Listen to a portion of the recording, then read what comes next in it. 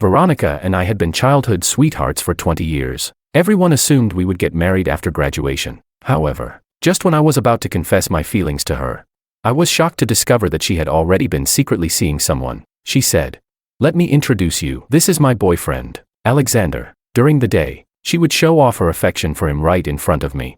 And at night, she would repeatedly inform me of which hotel they were going to stay at. She even tried to force me to be the best man at their wedding. I gave a forced smile, turned, and left without a word. I immediately started a relationship with Sarah, cutting ties with Veronica for good. Little did I know, she would later appear in front of me, crying and accusing me. "We were just playing a game. Daniel, how could you betray the bond we've shared for 20 years? Chapter 1. Daniel, the Law family is about to collapse. If we don't form a marriage alliance soon, we'll go bankrupt. My mother called again, the umpteenth time this week. She continued, "I know. You and Veronica have been childhood sweethearts. You like her, and you want to marry her." But, before she could finish, I interrupted her.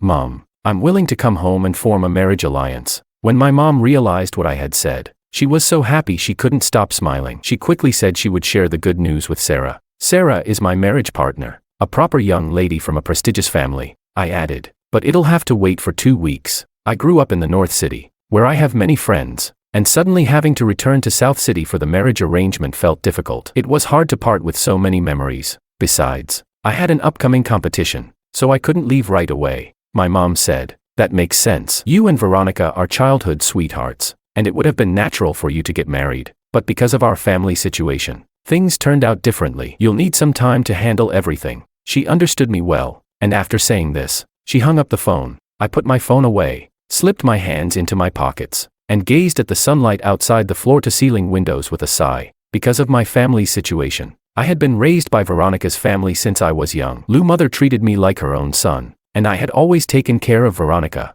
who was a few months younger than me. Veronica was very cute and clingy. Since school, we had always chosen seats together, and she was always by my side. Whether it was going to school or leaving, we always walked together. Aside from going to the bathroom or sleeping, we were almost always together. All the love letters I received in school were intercepted and torn up by Veronica. She even told everyone, "Daniel is mine, stay away from him," and I never denied it. Everyone assumed that after graduation, we would naturally get married. Even Lou's mother often teased Veronica, saying, "My little treasure, raised with such care, and now she's about to run off with someone." Hearing this, I lowered my head, too afraid to look at Veronica. I still didn't know how Veronica truly felt, and I feared that my suppressed feelings might scare her. Veronica, standing beside me, playfully nudged Lou's mother with her shoulder and said, "Mom, if you keep talking, Daniel's face is going to turn as red as a lobster." At that, Lou's mother laughed and said, "Haha, all right, I won't say more." When graduation was approaching,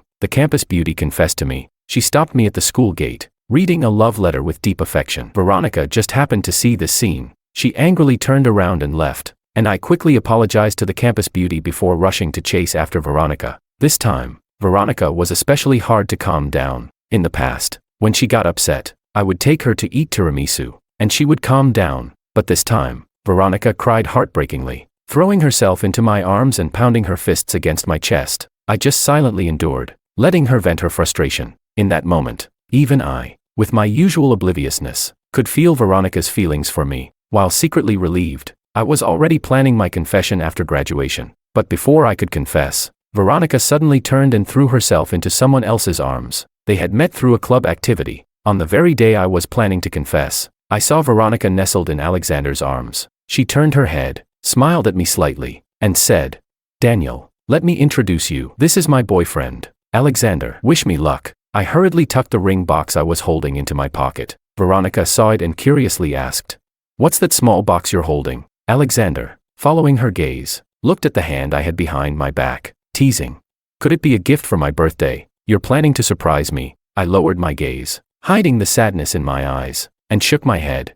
"No, it's just my stuff." It was the gift I had prepared for my confession, symbolizing my desire to offer Veronica eternal love. But now, it seemed Veronica didn't need that love, and there was no need for my confession anymore. I silently kept my feelings hidden and put the engagement ring away as well. At that moment, a magnetic voice came from behind, snapping me back to reality. "Daniel, I'm cutting the cake. Come on, help me sing happy birthday." Alexander, wearing a birthday hat, stood behind me, inviting me with a smile. I just glanced at him, then quickly shifted my gaze, focusing entirely on Veronica. She was wearing a white dress, looking like a princess out of a fairy tale. The sunlight made her face even more radiant and charming. She smiled at me, and the 2 small dimples on her cheeks were like vintage wine, captivating, but unaware of the effect they had. She said, "Daniel, come over and sing happy birthday to Alexander." I had always been unable to refuse Veronica's requests. With heavy steps, I walked over, stood opposite Veronica, and joined in clapping while singing.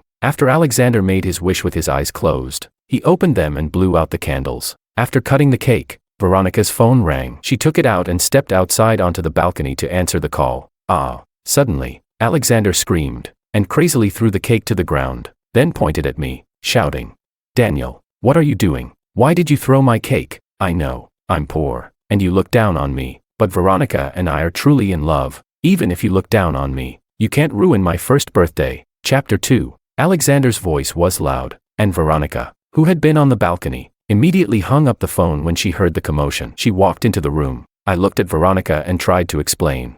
"It wasn't me." Veronica furrowed her brows, glaring at me with cold indifference. She shouted, "Daniel, you've gone too far. Do you know? He's from a poor family. This is Alexander's first birthday. Apologize to him." Hearing this, my heart sank. I hoarsely asked, "Don't you trust me?" After 20 years of friendship, it seemed it couldn't compare to just 3 months of knowing someone else. Seeing Veronica defend Alexander so fiercely broke my heart. Alexander spoke up. "Veronica, don't blame Daniel. I'm sure he didn't mean to do it." He pulled Veronica by the arm and said, "Forget about the cake. Maybe people like me, from poor families, don't even deserve to celebrate a birthday." Upon hearing this, Veronica's frown deepened as she walked toward me. Her expression was cold, and her tone flat as she said, "Apologize to Alexander. Don't make me say it again." My eyes narrowed slightly, as if I couldn't believe the woman before me was the same person who had once clung to me. My eyes felt hot with frustration as I exhaled deeply, trying to keep my voice steady. "I told you, I didn't do it." With that, I turned and walked away. When I reached the gate of the villa, I couldn't hold it in any longer, and my eyes welled up. More than a decade of unspoken love had ended like this. The look of distrust Veronica had given me earlier still haunted my mind, piercing my heart like a dagger. But soon enough, I came to terms with it. Since she had already found someone she loved, it was time for me to return home and take responsibility. The Law family's business in South City had long been facing an economic crisis. My mother had been pushing for a marriage alliance with the Lee family to revive our fortunes. She had brought it up countless times, and even a year ago, they had discussed engagement. But because I loved Veronica, I kept stalling. I believed I could find another way to help the Law family recover, without resorting to marriage. But now, returning to arrange the marriage seemed like the best choice. I was feeling troubled, so I went to meet my brother Kevin to catch up. At the bar, we drank one glass after another. Kevin understood me well, not prying into the details but simply staying by my side, matching my pace with drink after drink. That's what friendship between men is, I suppose, understanding without needing words. Ding ding ding. My phone rang, and I picked it up, excited, thinking it might be Veronica worried about me, asking me to come home soon. But when I saw that the message was from Alexander, my heart sank. I didn't know how he got my number, but it was probably from Veronica. The text from Alexander read, "About the cake incident today, it's just a little warning. I don't care what feelings you have for Veronica, but she's my girlfriend now. Stay away from her, and don't get any strange ideas. But even if you do, you can't beat me. After all, I'm Veronica's true love. She only believes in me." After reading the message, I didn't reply, tossing my phone aside in irritation. I didn't understand how Veronica could be with someone like him. He was poor and scheming, and I couldn't figure out what spell he had cast on Veronica to make her so completely devoted to him. I loved her, so I could see the look in Veronica's eyes when she looked at Alexander. It was an expression of raw, unguarded affection. It was so intense that I couldn't help but feel jealousy rising in my chest. I had been out drinking for 3 hours, but Veronica hadn't called or sent me a single message. If it were before, Veronica wouldn't have been able to go 10 minutes without calling me. Now that she had a boyfriend, she had completely forgotten about me, her brother. I drank through the night, and it wasn't until Lou's mother grew truly concerned that she came to find me. Looking at me, utterly drunk and slumped over, Lou's mother sighed and said, "I can tell that you two children clearly like each other. How did Veronica suddenly end up with a boyfriend?" She shook her head slowly, and gently backed out of the room, closing the door behind her. As soon as the door clicked shut, I jumped up from the bed, muttering to myself, "Veronica clearly likes me. Why did she suddenly fall in love with someone else? No, I need to ask her about this." With that, I staggered toward Veronica's room, knocking on the door with force. There was no answer. Frowning, I grabbed the doorknob and twisted it gently. The door opened, but the room was empty. Not even a trace that it had been slept in. The bed was neatly made. I stood frozen in place. It was already past 1 in the morning, and Veronica wasn't in her room. Where could she be? Chapter 3. My hands trembling, I fumbled for my phone and dialed Veronica's number in a panic. As soon as the call connected, I urgently asked, "Veronica, where are you? It's so late. Why aren't you home yet?" There was a moment of silence on the other end, before a deep, magnetic voice answered. "Veronica is my girlfriend. Where she goes doesn't need to be reported to you." Alexander's tone was tinged with annoyance. Then, I heard a soft, delicate voice. "Who are you talking to?" Even though her voice was barely above a whisper, I recognized it immediately. It was Veronica's voice. They were still together this late, and as an adult, I knew exactly what was happening. At this point, there was no need for any more explanations. My hands dropped limply at my sides. The alcohol from last night had mostly worn off, leaving behind an overwhelming sense of desolation. Meanwhile, Alexander's lips curled into a faint smirk, the expression of someone who had just won. Veronica could only belong to him now. I couldn't even remember how I got back to my room. I only knew that the summer breeze last night had been sharp and cold. The hope I had barely rekindled was extinguished once again. This time, I was resolute in my decision. Returning home and arranging the marriage was my only option. The next morning, I received a call from the school. The counselor asked me to return to campus to give a speech as an outstanding student representative. After thinking for a moment, I agreed. The counselor had always been good to me and had even helped me gather materials for competitions, so it was a small favor I couldn't refuse. By the time I finished the speech, the sun had already set. I stood outside the school, preparing to take a taxi home. That's when Alexander suddenly appeared out of nowhere. He saw the rolled-up award certificate in my hand and exclaimed with wide eyes, "Daniel, you're amazing. You're the outstanding student representative. Last time I asked the counselor for this, he didn't give it to me, so he gave it to you instead. I've dreamed of getting this award. Can I see your certificate?" On the surface, Alexander seemed to be asking for my permission, but before I could answer, his hand had already grabbed the certificate. This gesture disgusted me, just like how he had taken away my beloved without a word. Frowning, without thinking, I refused. "No, if you want to see it, go get your own." But Alexander was relentless, gripping the certificate tightly. In the struggle, the thin paper of the certificate tore cleanly in half. Looking at the ripped certificate, Alexander chuckled. He moved closer to me and whispered in my ear, "Know your place. You can't compete with me." Just like with the certificate, the same goes for people. Hearing this, a surge of blood rushed to my chest. I clenched my fists and raised my hand, ready to teach this two-faced fool a lesson. But before my fist could land on him, Alexander took a step back and fell to the ground. My heart skipped a beat, and I thought to myself, this is bad. Sure enough, the next moment, Veronica's voice rang out, "Daniel, are you bullying my boyfriend again?" Veronica had gotten out of a taxi and walked over to Alexander's side. She worriedly helped him up. Shooting me a look of icy disdain, she said, "Don't think just because you're my brother, you can treat the people I care about however you want." Alexander held Veronica's hand and shook his head gently, speaking with a soft, affectionate tone. "Veronica, it's my fault. I wanted to see Daniel's award so badly. I pulled too hard, and that's why the certificate tore. Daniel is angry, and he's right to shout at me. After all, he even pushed me." Upon hearing this, Veronica gently stroked Alexander's head, her voice warm as she replied, "It's just a certificate. If it's torn, it's torn. It doesn't compare to how important you are." Then, without a moment's pause, Veronica turned to me, her eyes cold as she spoke distantly. "Alexander is my boyfriend. Please respect him and stop targeting him for no reason. It's just a certificate. What's the big deal if it's torn? No need to push my boyfriend." The indifference and anger in Veronica's eyes made the words I wanted to say get caught in my throat. I couldn't speak, no matter how hard I tried. I thought for a moment and finally gave up. There was no point in explaining anymore. They looked so in love with each other now. Explaining would only make things worse for myself. I pulled my gaze away from the two of them and looked toward the approaching taxi, waving it down and stepping into it. Once inside the car, my phone rang. It was Kevin. "Bro, I heard Veronica has a boyfriend now, and it's not you." I nodded. I wasn't planning to hide it from him. It's just that when we were drinking last night, he didn't ask, so I didn't bring it up. After all, I had no right to talk about it. We were just childhood friends, and there's no rule saying childhood friends have to end up together. Veronica had the right to love whoever she wanted, and if it wasn't me, that was just part of life. Chapter 4. Upon hearing my answer, Kevin couldn't help but sigh. He said, "Ah, what a pity. You two have been the golden couple since childhood. Both of you were top students, the darlings of the teachers, always together when you were around." The air just felt sweet, and yet, Kevin paused, then continued after making sure I wasn't too upset. Yet, you never ended up together. Why is that? Driven by his natural curiosity, Kevin couldn't help but want to know the reason. I fell silent for a moment before responding. I don't know. How can you explain love?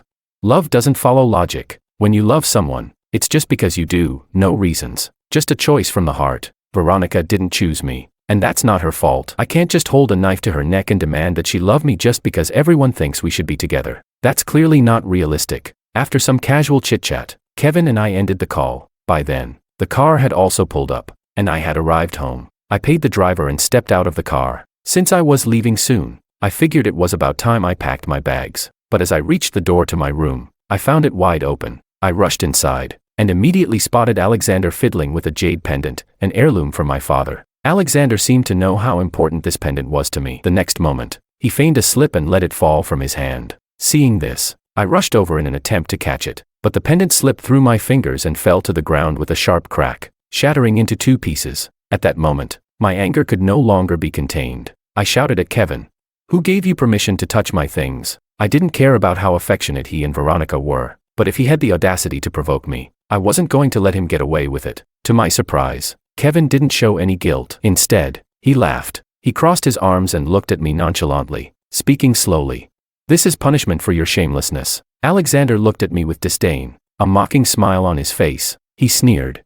You're just an adopted son of the Liu family. If you know what's good for you, get out. At that moment, Veronica, who had been painting in the study, heard the commotion and came over. Seeing her, Kevin immediately switched to a pitiful expression. Looking up at Veronica with watery eyes, he said, Veronica, could you please ask Daniel to go easy on me? I only wanted to grab your purse. Veronica loved buying handbags. She had so many designer bags that her room couldn't fit them all. Fearing scolding from Liu mother, she had even kept half of them in my wardrobe. Alexander paused for a second, then added, I saw how beautiful the jade pendant was and couldn't resist picking it up, but I slipped and broke it. Daniel looked so mad. Veronica smiled softly and comforted him. It's all right. It's just a pendant. He won't do anything to you. Upon hearing this, Alexander sighed in mock relief and patted his chest. After Veronica finished comforting Alexander, she turned to glare at me, scolding.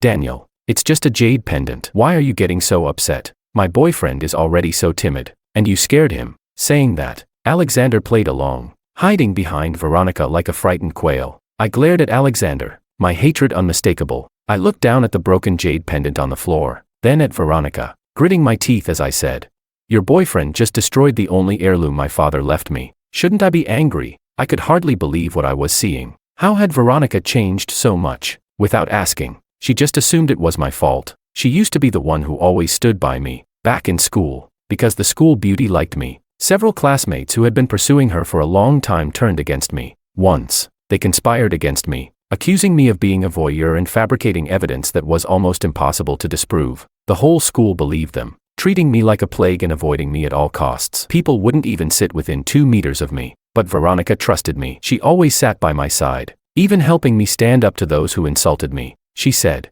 I trust you, Daniel. We've grown up together, and I know what kind of person you are. I will always believe in you. Unfortunately, there was no forever. Veronica's trust in me had disappeared. When she heard my words, Veronica froze for a moment. She looked down at the shattered jade pendant on the floor, blinking a few times. When I was young, my family went through a huge crisis. My father suddenly passed away from a heart attack, and the doctors couldn't save him, but my father still left behind a huge debt. In order to shield me from the debt collectors and allow me to grow up without interference, my mother sent me to live with Liu mother's family. The broken jade pendant on the floor was the only thing my father left me after his death. To me, it held immeasurable significance, and Veronica knew this. Chapter 5. But Veronica only paused for a moment before continuing to scold me.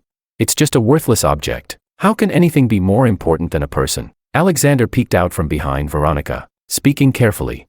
Daniel, I'm sorry. I didn't know the pendant meant this much to you. If I had known, I wouldn't have touched it. He raised his hand and swore an oath. Veronica, seeing this, grabbed his hand with a tender expression and gently said, It's fine. It's just a small matter. There's no need for you to swear. She then turned to look at me, coldly saying, He's already apologized, so stop being so petty. After saying that, Veronica pulled Alexander away. I could faintly hear them talking quietly as they left. Veronica said, Look at it if you want, but how could you break it? Alexander replied, I'm sorry, I just slipped. I won't do it again. Tonight. Let's go to a hotel. Okay, Veronica responded.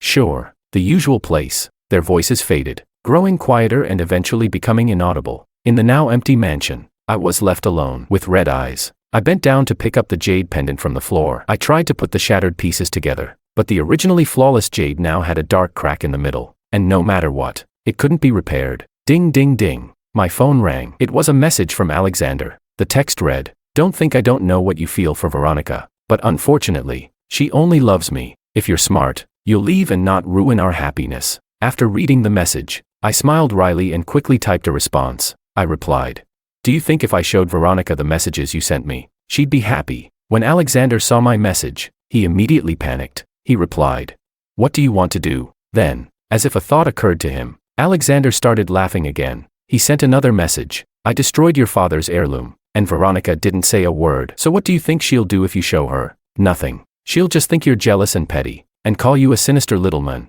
She'll just think you're disgusting." I stared at the words on the screen, feeling a cold wave wash over me. He was right. People can choose to favor whoever they want. I no longer held a place in Veronica's heart, so even if I was in the right, she wouldn't stand by me. With that thought, I silenced my phone, put it in my pocket, and stopped paying attention to the messages from Alexander. I took a deep breath, tried to calm myself down, and started packing my things. Although I had lived here for 20 years, I didn't have many belongings. In less than half an hour, I was finished. When I went out to ship the package, I ran into Veronica and Alexander at the nearby pet store, where they were playing with cats. When Veronica saw the suitcase in my hand, her expression darkened for a moment. She cautiously asked, "Are you leaving?" I didn't stop what I was doing. While paying for the package, I answered her, "My mom loves the silk here, so I'm getting some for her." At this point, things had already progressed so far that there was no need to mention leaving. I was just a stranger now, so quietly leaving was probably for the best.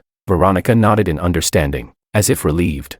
"Your mom always says she loves the silk here. When I'm free, I'll go back with you to visit her." She didn't notice anything strange, wrapping her arm around Alexander's, speaking kindly. Alexander's gaze darkened slightly, and he looked at me with visible displeasure. He was probably thinking, if I couldn't leave yet, then it was time to turn up the heat. I didn't look at them again. I simply said, "It's fine." With that, I didn't stay any longer and turned to leave. Veronica watched me walk away, and for a brief moment, a sharp pain flashed in her heart. Alexander pulled her into his arms, speaking lovingly. "Veronica, it's getting late. Let's go see a movie." Soon, the pain in Veronica's heart dissipated. She smiled and nodded, happily leaving with Alexander. I returned alone to the mansion, standing in the living room, staring blankly for a long time. This place, where I had lived for 20 years, held so many warm and beautiful memories. It was a shame that it was time to leave. Chapter 6. After dinner, I invited my good friends out. I wanted to properly say goodbye to them. The place we chose was the lounge bar we always frequented. One of my friends spoke up.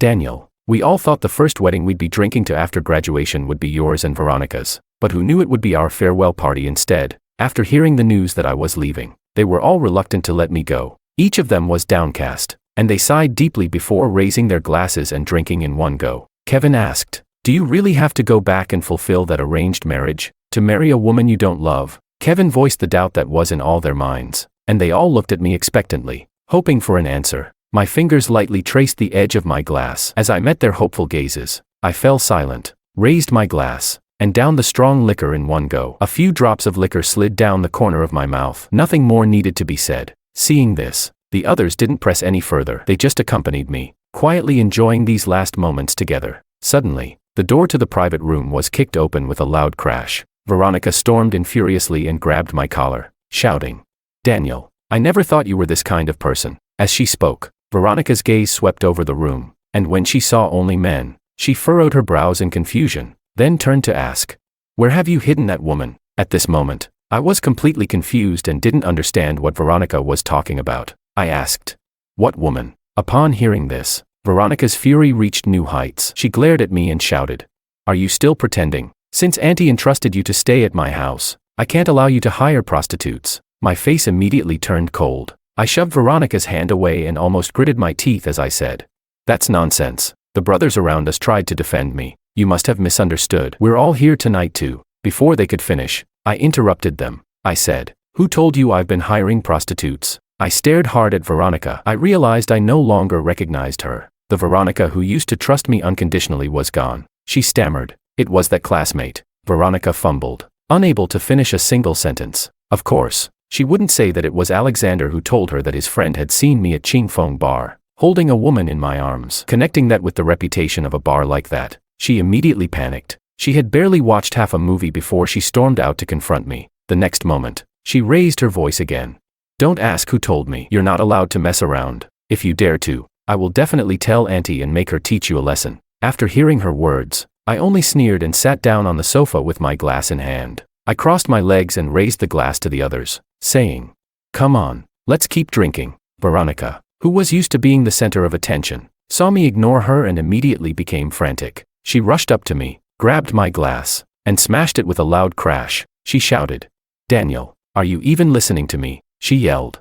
"Ever since I brought Alexander home, you've been acting weird. Now you're giving me attitude." Huh. The brothers, hearing this, wanted to speak up for me. They all saw how much I had done for Veronica. Veronica loved to buy various bags, and I would use my scholarship money to buy them for her as birthday gifts. She was afraid to walk alone at night, so throughout high school, I would always walk her home after evening classes. Even after we entered college, if I didn't have class, I would wait for her outside her classroom to walk home with her. Veronica loved a particular crab roe soup dumpling from a shop off campus, and even after graduation, I would buy it for her every morning. Now, for Veronica to accuse me of untrustworthiness, even as an outsider, they could see how heartbreaking it was, but I waved my hand, signaling for them to leave it alone. They backed off. Understanding, I simply glanced at her and, in a cold and distant tone, said, "You're overthinking it." The glass shards from the smashed cup lay on the floor, reflecting Veronica's angry face. She snorted coldly and glanced at the others before saying,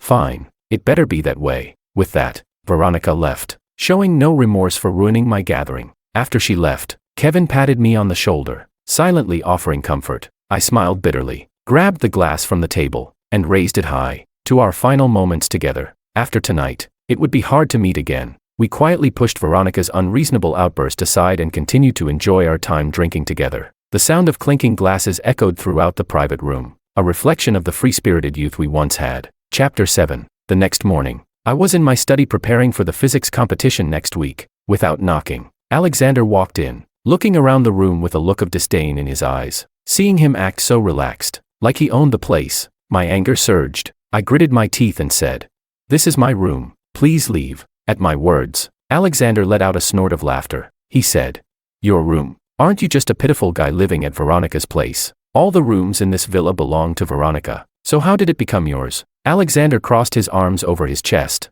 a mocking smile on his face. He added, "Get this straight, I'm Veronica's boyfriend now. You're just an outsider. If you're smart, you'll pack up and leave." Hearing this, I put my pen down and looked up. Staring at him coldly, I replied, my words full of meaning.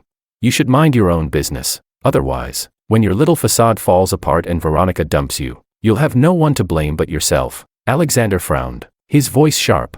"What do you mean? Are you planning to tell Veronica? How old are you? And you're still playing these childish games? Don't make me lose respect for you." Alexander's expression was flustered, and he seemed genuinely afraid that I might tell Veronica the truth. But I didn't have the time for that. I was planning to leave anyway, and I only stayed for the physics competition. With the competition coming up, rather than wasting time arguing with an idiot like Alexander, I'd rather spend my time doing more problems and consolidating my knowledge. With that thought in mind, I packed up my things and went to find a quiet study room. When Alexander saw me leave, he couldn't suppress his smug grin. He watched my back and muttered to himself, "As long as I get rid of you, Veronica will be my wife, and I'll get into a rich family." Ever since Lu Mu, Veronica's mother, found out her daughter was dating a man from a lower class, she had been at odds with Veronica. She hadn't been home for a long time. At that time, the large villa was left with only Alexander. He spread his arms wide and breathed in, as if the air of the upper class was now his domain, feeling like he had ascended to greatness. The day of the physics competition arrived, and Veronica and Alexander sat in the audience cheering for me. I was incredibly talented in physics, and even the professors from the physics department praised me as a rare genius. As expected, I came in first place. When the host announced the good news, Veronica and Alexander hugged each other excitedly, as if they were the ones who won the award. After the awards ceremony, Alexander once again came up to me, complimenting the trophy and pretending he wanted to touch it. I had already seen through his little schemes. I wasn't going to give him a chance to destroy what was rightfully mine. I stuffed the trophy into my pocket and said coldly, I have something to do. I'm leaving. Wait, Veronica called out to me. I paused, and Veronica's voice slowly followed. We're getting engaged, Alexander and I. You know, he's always admired your trophy. When the time comes, could you bring your trophies so he can use them to show off? Her tone didn't sound like a request, but more like an announcement. I sneered and replied, sure. After all, I had no intention of taking the trophies with me. The one who shines is always me. Wherever I am, the awards follow. I don't need a pile of trophies to prove my achievements. Seeing that I didn't object, Alexander beamed and said gratefully, great, thanks Daniel. You're helping me live my dream. When we get engaged, would you be willing to be my best man? There's nothing more painful than this. As a man, Alexander knew exactly where to strike to hurt the most. There's nothing more heartbreaking than being asked to attend your lover's engagement party. Veronica, still holding Alexander's arm, joined in. Alexander doesn't have many friends, so could you be his best man? In just a few words, they forced the task upon me, never even considering asking for my opinion. Their engagement party was a week away, and my mother had arranged for me to meet Sarah also in a week. I refused. I can't. I have something to do that day. But Alexander was relentless.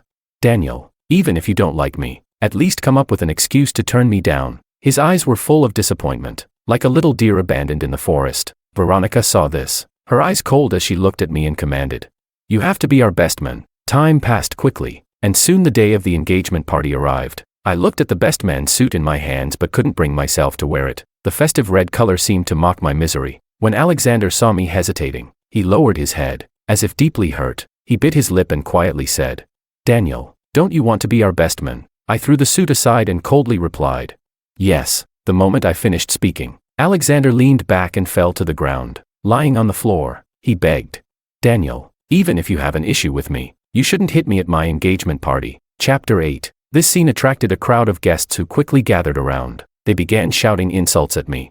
You're heartless, causing trouble at an engagement party. People like you don't deserve a good life. Veronica heard the commotion and, holding her pristine white wedding dress, ran over. She helped Alexander off the floor and glared at me with hatred in her eyes. She said, you've gone too far. After speaking, Veronica, with her slender frame, supported the tall and strong Alexander as they walked off together. As I watched this unfold, I thought I would feel a pang of heartache, but in reality, I felt nothing. At that moment, I realized I had truly let go. The passionate feelings I once had in my youth had long since blown away with the wind, no longer existing. After leaving the engagement party, I sent Veronica a text saying, I wish you happiness, then blocked her number. I immediately hailed a taxi to the airport. I was about to say goodbye to the place I had lived for over 20 years. It was still midday, and after a 4-hour flight to the southern city, I would be just in time for dinner with Sarah. After all, she was my marriage partner. I needed to take this seriously. As soon as I turned on my phone after landing, my mother's call came in.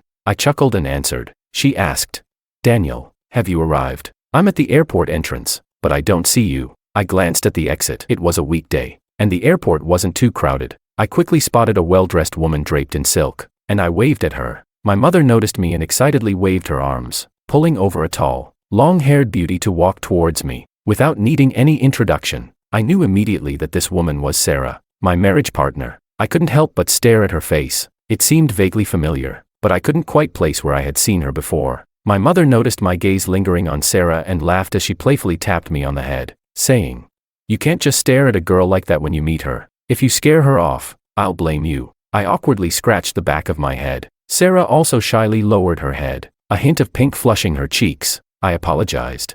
Sorry, I just feel like I've seen you somewhere before. Sarah smiled sweetly and said, it's okay. Seeing the awkwardness between us, my mother decided to break the ice by taking us to play one of those popular group games. When Sarah and I stood at the entrance of the escape room, our faces were full of confusion. I said, Mom, is it too sudden for me and Miss Lee to play this on our first meeting? Sarah said, Mom, I'm scared of these things. Do we really have to play? My mother eagerly nodded and, using both hands and feet, pushed us inside. While pushing, she said, of course, you have to play. How else will you develop feelings for each other? Meanwhile, back at the engagement party, the time had come for Veronica and Alexander to exchange rings. As Alexander was about to slip the wedding ring onto Veronica's finger, she instinctively looked down at the guests but couldn't find that familiar face. She frowned, not paying attention to the fact that it was her engagement party, and shouted, where is Daniel? Where is he? The guests exchanged glances, and without saying anything, they shook their heads. Veronica became anxious and turned to Alexander. questioning him. Did you do something? At that moment, Veronica's gaze toward Alexander was cold, filled with anger, and completely devoid of affection. Seeing her angry, Alexander instinctively swallowed nervously and tried to remain calm, saying, I didn't do anything. What could I do? I've just been cooperating with you. Upon hearing this, Veronica paused for a moment. She stared at Alexander with such intensity that it seemed like she wanted to burn a hole through his face. She yelled hysterically. Who else could it be? You'd better pray that Daniel shows up right now, or we're done. Alexander's face turned pale with fear, but he forced out, It wasn't me. Veronica ignored him and, lifting her wedding dress, ran off the stage. She began frantically calling me on her phone, but soon realized that I had blocked her number. Unable to reach me, Veronica was about to go crazy. In a fit of desperation, she grabbed a nearby guest's phone and dialed the number she had memorized, but the call still wouldn't go through. The phone rang for a long time but no one answered. The staff outside the escape room, noticing the phone ringing incessantly, quietly approached and muted it. The guest whose phone was taken, annoyed and not tolerating her behavior, snatched it back and walked away. Veronica, frustrated, shouted, What are you doing? Don't you have any compassion? The person I love the most is missing, and you won't even lend me your phone. The guest frowned and muttered, Crazy, you're already engaged to another man, and yet you're still claiming to love Daniel. What a lie. After saying that, the guest shoved the phone back into his pocket and walked off. Veronica's eyes instantly filled with tears, and they began to fall uncontrollably. She screamed in agony. You don't understand anything. Chapter 9. There will never be anyone in this world who loves Daniel more than I do. Seeing Veronica cry, Alexander reached out to embrace her. He said, Veronica, a man like him doesn't deserve your love. Look at me, won't you? I love you too. Today is our engagement party. Can we continue? This was the result of all his efforts. He had worked so hard to push me away, so hard to get engaged to Veronica. How could he give it up now? Veronica looked at Alexander, then slapped him hard across the face. With regret, she said, Ugh, I shouldn't have listened to you. I shouldn't have gone along with this act. Now Daniel is gone, completely gone. Are you satisfied? After speaking, Veronica lifted her wedding dress and ran out, leaving Alexander standing there holding the ring. The entire engagement party instantly turned into a joke. The guests sighed and left, feeling uncomfortable. Alexander stood in the center of the hall, watching Veronica's retreating figure, gritting his teeth in anger. He clenched his fists and muttered, What am I lacking compared to Daniel? Why can't you love me? We were so close, just one step away from getting engaged. After leaving, Veronica used all her connections to search for my whereabouts, but it was as if I had disappeared into thin air. There was not a single clue. I had told my friends not to reveal my location, so when Veronica asked them, they all shook their heads, saying they didn't know. Veronica stood helplessly in my room, looking at everything she was familiar with, her eyes reddening. She rummaged through my wardrobe, hoping to find some trace of me, and accidentally came across a small box. Inside were photographs of her, photos I had taken. Under the photos was a small note. On the bridge, you were looking at the scenery, while I was looking at you. Love has no origin, but once it starts, it runs deep. She gasped, covering her mouth in surprise. So Daniel has always liked me. After realizing this, Veronica searched even harder for me. A whole day passed, and Veronica had practically turned the whole city upside down. But still, there was no news of me. She had people check all the transportation records, but my name didn't appear anywhere. Unable to hold back any longer, Alexander said, This city isn't that big. If you can't find him inside or outside the city, he might already be dead. Upon hearing this, Veronica swiftly raised her hand and slapped him across the face. She shouted, What are you? Get out. Don't ever show yourself to me again, or I'll slap you every time I see you. Veronica's family had power and influence, and these words weren't empty threats. Alexander's face turned pale, and he fell silent, but he still refused to leave Veronica's side. He grabbed her hand and begged, Veronica, I'm sorry. Everything I said earlier was out of anger. I just love you so much. Please don't send me away. Okay, if you do, I'll have no way to live. Alexander's father was an alcoholic and gambler, deep in debt. In an attempt to pay it off, Alexander started gambling himself. He thought that with his smart brain, he could win big in the casino, pay off the debts, and give his mother a better life. But he fell into an endless abyss. His debts grew larger and larger, and he couldn't repay them no matter what. To avoid being beaten and threatened by debt collectors, he resorted to borrowing from every platform available, and the interest kept snowballing. He couldn't pay it back either. A few months ago, Alexander had seen Veronica crying on the roadside. It was well known that Veronica and I liked each other, but it seemed like only the two of us were unaware of it. Recalling the time when the school beauty confessed to me, Alexander immediately understood why Veronica was crying. He quietly approached, crouched beside her, and softly said, "Do you want to know if Daniel likes you?" At that moment, Veronica was like a drowning person grabbing onto a lifeline. She nodded eagerly, tears still in her eyes. Alexander, in a gentlemanly manner, gently wiped away the tears from her eyes and softly said, "It's simple. Be with me and see if he gets jealous. If he really loves you, he won't be able to resist confessing." Veronica thought for a moment, then nodded in agreement. After getting together with Alexander, Veronica was generous with him to ensure he fully cooperated with her plan. She gave him an allowance of at least $100,000 a month. With this money, Alexander's financial pressure eased significantly. If he lost Veronica, the golden goose, he would be finished. Seeing that Veronica remained unmoved, Alexander suddenly kneeled in front of her. Tears welled up in his eyes, and his face reddened as he looked at her and said, "I'll help you find Daniel. Please don't drive me away, okay?" This plea touched Veronica's heart. Her eyes lit up, and she asked, "Can you really find him?" Alexander nodded and said, "Give me $1 million, and I'll tell you." As the saying goes, a man has his tricks. While Veronica, a rich young lady, thought of using connections to search through transport records, Alexander, an ordinary person, knew better. He recalled the incident at the courier center and realized that it had been no coincidence. He falsely claimed I was his friend and that there was a problem with the parcel. The shop had sent him the surveillance footage of the parcel before it was shipped. When checking the contents, Alexander found that the suitcase didn't contain silk fabric, but rather my clothes and daily necessities. After telling Veronica what he had discovered, he added his guess.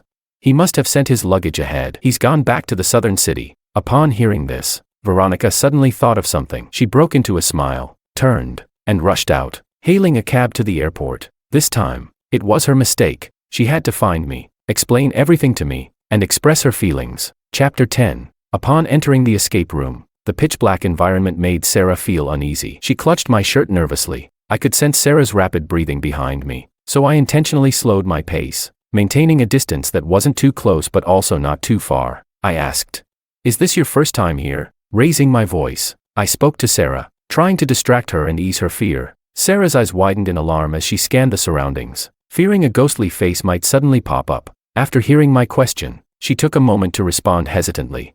"Why yeah, it's my first time." I shielded Sarah with my sturdy arm and sighed, complaining, "My mom really doesn't think things through, making us do this, not even considering if we're scared." Upon hearing this, Sarah peeked out from behind me and asked softly, "Are you scared too?" I chuckled lightly, lowering my voice and whispering in her ear, "Yeah, but I have a trick. Just imagine their faces as cabbages, and suddenly, they're not scary at all." At this, Sarah giggled, and most of her fear faded away. We laughed together, and as we worked through the puzzle, our bond grew stronger little by little. I thought Sarah was wonderful, well-mannered and proper, like someone sculpted carefully from a mold. This kind of goodness made me feel protective. In contrast to Veronica, who had been spoiled and pampered from a young age, Sarah's every action felt perfectly measured. She was so gentle but always gave off a sense of distance. In that moment, watching Sarah laugh heartily in front of me, or scream when seeing the NPCs, I finally felt like she was real, like she was a living, breathing person. At that moment, I understood my mother's good intentions. Escape rooms really are a great way to deepen feelings. In just 1 hour, I felt that the distance between Sarah and I had lessened. Before leaving the room, I asked Sarah, "Why did you agree to the arranged marriage?" To me, it seemed like an unbelievable thing. The law group was in disarray. My mom had spent a lot of money and effort to clean up the mess left by my father, nearly emptying the entire law family fortune. And marriage alliance with me would bring Sarah no benefit. Yet she would have to invest a lot to help revive the law group. After hearing my question, Sarah paused for a moment before smiling. Her eyes sparkled, and at that moment, she looked at me as if I were the only person in the world. She said, "Because of you." Just then, I reached the door of the escape room. The staff member stepped forward and handed me my phone, respectfully saying, "Sir, your phone has been ringing continuously. To avoid disturbing other guests, I put it on silent for you. Please check it." I took the phone and nodded. Turning to Sarah, I asked, "Sorry, Miss Lee, I didn't hear what you just said. Could you say it again?" Sarah smiled politely and replied softly, "It's nothing. Just check your phone. You wouldn't want to miss an important call." I nodded and unlocked the phone. There were countless missed calls, 5 from Veronica, and several from unknown numbers. After glancing at them, I turned off the phone. I said, "Nothing important. Let's go." Sarah gave me a suspicious look and asked, "Are you sure everything's fine? The staff said your phone had been ringing nonstop." I smiled slightly. slipping the phone into my pocket and answered. Really, it's nothing, just some unimportant people. The person I once couldn't stop thinking about, now reduced to someone I considered insignificant. I chuckled coldly in my heart as I walked ahead. I said, Miss Lee, let's go. My mom's still waiting outside. Sarah nodded obediently and followed my lead. My mom was sitting outside, sipping coffee. As soon as she saw Sarah and me walk out, her eyes lit up. Looking at us laughing and chatting, she quickly invited us to dinner. She said, You must be hungry. I know a great barbecue place. Sarah, you have to try it. Sarah came from a scholarly family, where everything was arranged for her. She had never eaten something like barbecue. However, not wanting to disappoint my mom, she hesitantly nodded. I watched this scene with mixed emotions, casting a complicated glance at Sarah before quickly looking away. Chapter 11. After we arrived at the barbecue restaurant, Sarah, who had never been to such a place before, seemed a bit uncomfortable. My mom, seeing her unease, smiled and pulled Sarah over to sit beside her, gently reassuring her with a smile. Sarah, while exotic delicacies are nice, there's something special about the flavors of the streets as well. Today, I'm treating you, so you must try something different. Sarah smiled politely and quietly sat down. She quietly observed my mom's actions. When my mom took a small bowl to scoop some sauce, Sarah did the same. When my mom scooped a spoonful of chili, Sarah followed suit. When my mom took some green pepper sauce, so did Sarah. When they returned to their seats, Sarah's bowl was filled with red oil. My mom, surprised, said, Wow, Sarah, I didn't expect you to be able to handle spicy food. I thought people from the South City didn't eat spicy food. Sarah was a little puzzled by this comment and sat there, blinking in confusion. After a moment, she nodded and said, I just wanted to try. I had prepared a milder dish and, upon hearing their conversation, I spoke up to explain.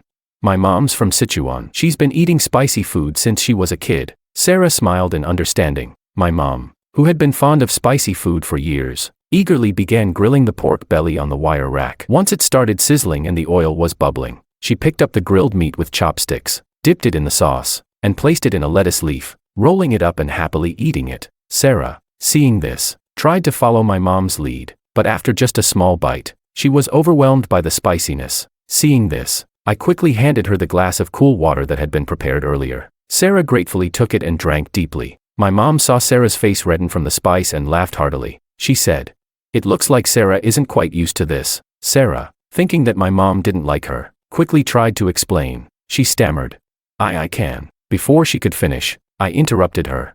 Try this instead. I placed the milder dish that I hadn't touched yet in front of Sarah. Sarah looked at the much plainer dish and smiled. She tried a bite, and instead of the spicy burn, she tasted the simple fragrance of grilled meat. Seeing that she was enjoying it, I took the initiative to grill some more meat for her and placed it on her plate when it was done. My mom, noticing this, narrowed her eyes with a smile and teased, Ah, my good son, you finally come home, and now you won't even grill me some meat. Is this what happens when you get a wife? You forget about your mother. Hearing this, Sarah blushed, feeling a bit awkward and unsure of what to say. I furrowed my brow slightly and spoke softly.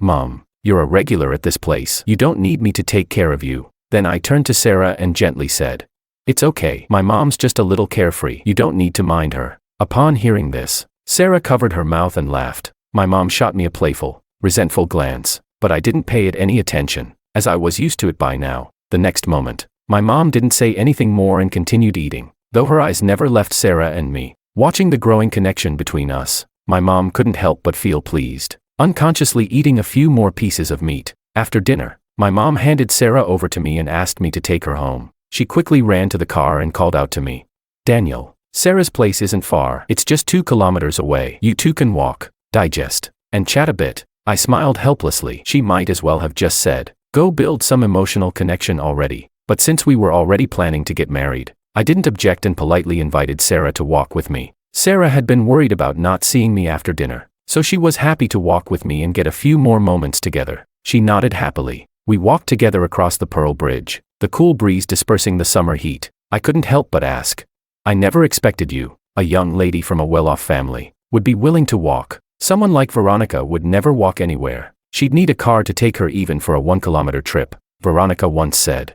Princesses don't walk, and if they do, a knight carries them. Hearing my words, Sarah laughed softly. She said, Because I'm walking beside you, so I'm willing. At her words, I stopped in my tracks. Under the dim streetlights, Sarah's face looked delicate and beautiful. The breeze tousled her hair, which brushed against my face, teasing my heart. I turned to face her, looking into her eyes, and asked seriously, "Do we know each other?" Chapter 12. Sarah nodded, then after a while, shook her head. She bit her lip, feeling a bit embarrassed, and said, "You might not remember who I am, but I've always remembered you. You were the only light in my life." Sarah had attended high school in North City. She was pure and cute, and many boys at school liked her, including some local tough guys. One day after school in her second year, as usual, Sarah was walking home, but when she reached a small alley, a group of these tough guys, who had been waiting for her, cornered her. At that moment, she felt scared, terrified, and helpless. She prayed that someone would suddenly appear and save her, but she knew full well that on the route she had walked countless times,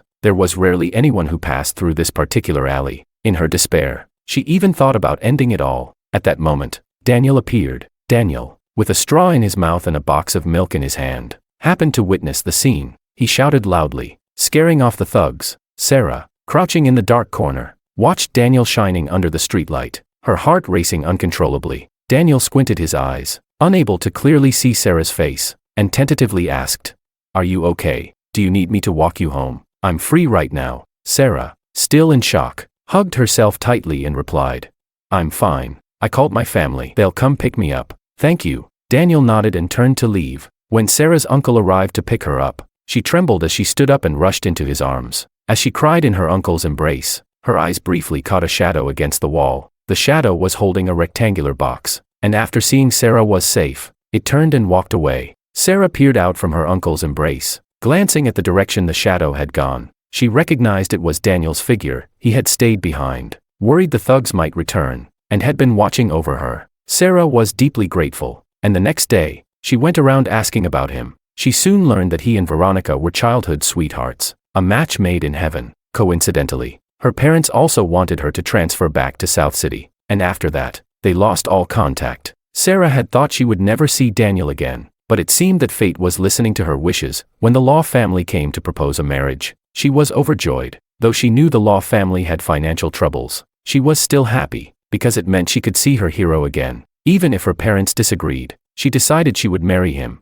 When Sarah mentioned the alley incident, I suddenly slapped my forehead as if realizing something. I said, "So that girl was you. It seems we really are quite fated." Now I finally understood why Sarah looked so familiar. I had already met her before. I suddenly felt that maybe this arranged marriage wasn't such a bad thing after all. Sarah blushed and nodded. She looked at me, biting her lip, and after thinking for a long time, finally couldn't hold back and asked, "So, what about you and Veronica? I heard you two are childhood sweethearts, and the whole school says you're a perfect match." Hearing this, I let out a deep sigh. The past flooded my mind like a tidal wave. I closed my eyes, then reopened them after a brief pause. I looked at Sarah and said, "In this world, being childhood sweethearts doesn't necessarily mean you have to be together. You also said it yourself. Those are just rumors from the bored people at school. For us, we're just like regular brother and sister. We never really started anything, and even our eventual separation wasn't exactly graceful." When Sarah heard this, her tense heart relaxed a lot. She took a deep breath and, gathering courage, asked, "Daniel, is there any possibility that you might like me?" Under the dim streetlight, Sarah looked up, nervously clutching the hem of her dress, cautiously asking about her feelings. I looked down at Sarah, her long eyelashes trembling as shadows were cast on her face by the light. Instead of answering, I asked her back, "What about you? Do you like me?" Sarah looked at me earnestly and said with determination, "Yes, I've liked you for a long time." It was as if she had finally revealed a secret that had been tightly held in her heart. The tension in her mind instantly relaxed. Now, it was my turn to feel nervous. I had never considered that Sarah might like me, because, in my own eyes, there was nothing about me that would be worth a lady like her. From South City, liking. When I heard Sarah confess, my pupils dilated in surprise, and I didn't know how to respond. Sarah also noticed my awkwardness and didn't pressure me for an immediate answer. She just smiled, lifted her foot, and began walking ahead. She said, "Come on, take me home. I'm getting a little tired. I want to sleep." And Mrs. Lee said you'll take me out all day tomorrow. Sarah seemed excited, like a little sunbeam, which made me relax as well. I smiled, lifting my lips in amusement, and followed her as we continued chatting about all sorts of things. Chapter 13. After sending Sarah home, I returned to my own place. My mom had already gone to bed early for her beauty sleep, and when I got home, only my neatly made bed and blanket awaited me. My luggage, which I had sent over earlier, was quietly placed by the side of the bed. My mom always respected my privacy and never went through my things. I felt content, and after washing up, I lay down and quickly fell into a deep sleep under the covers. The next morning, I wasn't woken up by the alarm clock but by the warm sunlight streaming through the window. I had just gotten out of bed when my phone rang. I unplugged the charging cable and picked up the phone from the nightstand. Seeing Kevin's name on the screen, I immediately answered the call. Kevin told me that Veronica had been asking around about me. They had done exactly as I asked and hadn't revealed a single detail about me. But Veronica seemed like she was in a daze, as though she had lost her mind.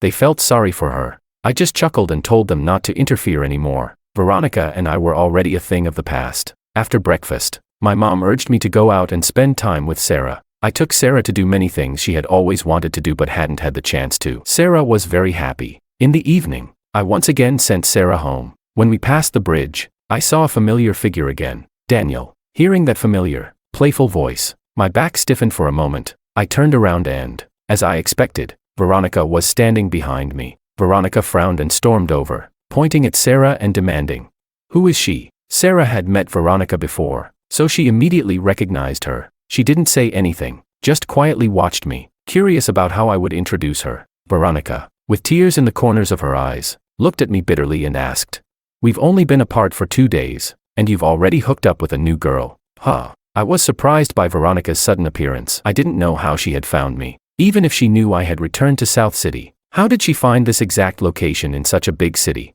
But honestly, I wasn't interested in that. I looked at Veronica coldly and replied, "Please mind your language. We were never in a relationship, so how could we have broken up? We're just ordinary siblings, nothing more." Hearing this, Veronica screamed, covering her ears, "No way, I don't want to be your sister." With that, Veronica rushed forward and shoved Sarah. She sneered and said, "Where did this fox come from? Let me warn you, if you keep clinging to my Daniel, I'll make you regret it." I quickly steadied Sarah, and after she stood firmly, I turned to face Veronica, gritting my teeth. "Veronica, show some respect. This is my fiancée, your future sister-in-law. Please recognize your position. If you dare to do anything to hurt Sarah, I won't let you get away with it." This was the first time Veronica had ever seen me so angry. She shook her head in disbelief and cried out, "Sister-in-law, you're telling me this is your fiancée, a woman you've known for just 1 or 2 days? I won't accept it." Veronica pointed at Sarah, her eyes full of disdain. She said, "I've known Daniel for 20 years,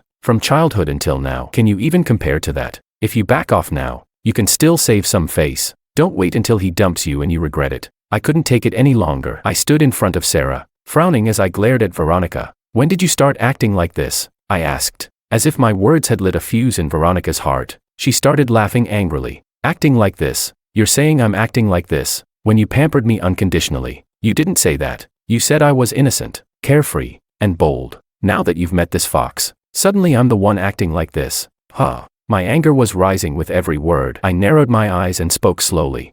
"Shouldn't you be preparing for your wedding with Alexander right now? What gives you the right to interfere in my life? And as for the woman I've chosen, I don't need your approval." With that, I turned and grabbed Sarah's hand, pulling her along as I walked away. Sarah stood there dazed, the words I had said still echoing in her mind. She softly asked, "Did you really mean it when you said I was the one you've chosen?" Chapter 14. Upon hearing Sarah's question, I stopped in my tracks. I bent down, flicked her little forehead with my finger, and chuckled. "You really have a big heart. After being scolded for so long, you only care about what I said just now." Sarah looked up at me with wide, sparkling eyes. She said firmly, "Of course, I care. You're the person I like, so of course I care about what you say. As for Veronica, she's probably just jealous. I can tell, she likes you. As a woman, she understood the signs of love, jealousy, sudden irritability, rejecting all other women around her love interest. She'd get angry, act spoiled, and want the person she loved to protect her. And Veronica, whether through her words or actions, had written her feelings for me all over her face. But she didn't understand what had happened to make things between us so unpleasant now. Hearing this, I shook my head and smiled, denying her words. "Impossible. She's already engaged to Alexander. How could she like me? She's probably just driven by possessiveness, thinking I should revolve around her. Once I step away, she gets upset." Sarah tilted her head and looked at me, noticing the lingering sadness in my eyes. She opened her mouth, wanting to say something, but in the end, she didn't. She thought maybe my reluctance to approve the marriage arrangement had something to do with Veronica. The evening breeze carried a chill, causing a shiver to run through me. I gently patted Sarah's head and said softly, "All right, Don't think too much about it. The situation with Veronica is complicated, and I don't know how to explain it to you. Honestly, I didn't know how to explain it either. Unrequited love, the abandoned confession, over 2 decades of love cloaked under the guise of brotherly affection, and the deep trust issues that had shattered everything. Sarah stood quietly, listening to me. As I looked at her, my heart softened. She was such a good girl, and I didn't want to let her down. I reached out, gently grasping her shoulders. Sarah, don't worry. Since I've chosen you, I'll be wholeheartedly devoted to you. If you need reassurance, feel free to check my phone anytime. If you have any questions, you can ask me anything. I'll have no secrets from you. Sarah, feeling the warmth from my hands on her shoulders, smiled brightly, her face lighting up with happiness. She furrowed her brows mischievously and looked at me with a playful glint in her eyes, whispering, I do have a question I'd like to ask you. I quietly waited, watching her with curiosity. Sarah leaned in slowly and planted a quick kiss on my cheek. Her eyes curved into a joyful smile as she asked sweetly, Do you think you'll ever fall for me? In that moment, I felt a rush of warmth and heat on my cheek. I stood there in a daze, my feet frozen to the ground as if nailed to the spot. Seeing Sarah's retreating figure, my heart was racing wildly. I clutched my chest, feeling the strong, steady rhythm of my heart, and just when she kissed my cheek, I felt my heart stop for a moment. It was a strange sensation, like the long-awaited rainfall after a drought. In that instant, I realized, maybe, just maybe, I was starting to fall for Sarah, the girl I'd only known for a day or two. Only when I saw Sarah's figure disappear up the stairs did I slowly turn and walk back. But to my surprise, Veronica was still standing there, looking just as agitated and wronged as before. Out of a sense of humanitarianism, I coldly asked, Where's your hotel? Let me take you back. It's not safe for a woman to be out alone this late. Veronica blinked, shaking her head. She smiled and came up to hook her arm around mine. Murmuring an apology in a soft voice, she said, I'm sorry. I was just too anxious earlier. That's why I acted like that. I promise it won't happen again. Can you forgive me? Her eyes were moist, looking at me like a frightened deer lost in the forest, but I felt no sympathy. I had already made up my mind to be responsible for Sarah, and I wouldn't let Veronica cross the line again. I remained expressionless and didn't say a word, keeping a safe distance from her. In my heart, Sarah was already the woman I had chosen. No one, not even Veronica, could slander or harm her, even if she had once been the one I pampered and adored. Seeing my cold reaction, Veronica started crying even harder. She bit her lip and looked at me with pleading eyes, saying, I didn't book a hotel. It's so late, and I have nowhere to stay. Can you take me home? We've known each other since we were kids, so you can't refuse me, right? Chapter 15. Without thinking, I immediately refused. I said, No, I'll book a hotel for you right now. With that, I took my phone out of my pocket to call a hotel, but Veronica quickly snatched my phone from my hand, skillfully unlocked it, and dialed my mom's number. Before I had a chance to stop her, the call connected. My mom's voice came from the other end. Daniel, why are you calling me so late? Is something wrong? Veronica put the phone on speaker and leaned in, speaking in a sweet voice. Auntie, I came to South City and wanted to visit you, but it's so late, and I couldn't get a hotel. Can I stay at your place? After hearing this, my mom smiled and nodded, saying, Of course, you grew up with us like a sibling. Don't be shy, our home is your home. They chatted for a while before hanging up. Veronica smiled playfully as she came up to me. See, your mom already agreed. Let's go home now. Hearing this, I darkened my expression and walked away in big strides. Veronica quickly followed behind, shouting, Wait for me. At the Law family villa, my mom, draped in a silk shawl, was sitting at the dining table waiting. When she saw Veronica come in, she greeted her with a smile. It's so late. I'm sure you haven't had dinner yet. I had Mary make some home-cooked dishes. I don't know if they'll suit your taste, though. Veronica, acting completely at ease, sat down and began chatting with my mom. I was a bit puzzled. My mom clearly knew that she had once had feelings for Veronica and that I was now about to marry Sarah. So why invite her over? It's always easy to invite a guest, but hard to send them away. I had a feeling the next few days wouldn't be peaceful. Sure enough, the next morning, Veronica, now acting like a little sister, demanded that I buy her crab roe soup dumplings. Her sharp voice echoed through the entire villa. Veronica stood at the door, hands on her hips, demanding, I don't care, you have to buy me crab roe soup dumplings. You always buy them for me, and since I haven't had them the past couple of days, I feel like something's missing. I had just woken up, rubbed my tired eyes, and frowned. If you want them, let Mary make them for you. Mary was a highly skilled housekeeper that my mom hired, a master of every cuisine and pastry imaginable. If you could think of it, she could make it, But Veronica wasn't satisfied with that answer. She insisted that I go out and buy them for her. With tears in her eyes, she cried out, "You've changed. You used to always do whatever I asked." Even with my normally calm temper, I couldn't stand her constant pestering anymore. I clenched my teeth, glared at her, and spoke in a low voice. "Please don't take my kindness toward you for granted. Also, you're already engaged. You should keep your distance from men." I glanced pointedly at Veronica's pajamas, which were so revealing they made the situation even more awkward. Veronica, however, didn't seem to care at all. She smiled and walked into my room, gazing at me with a mischievous grin. "Are you jealous? Well, I've got some good news for you. My engagement with Alexander is off, and I'm not marrying him anymore. I only want to marry you."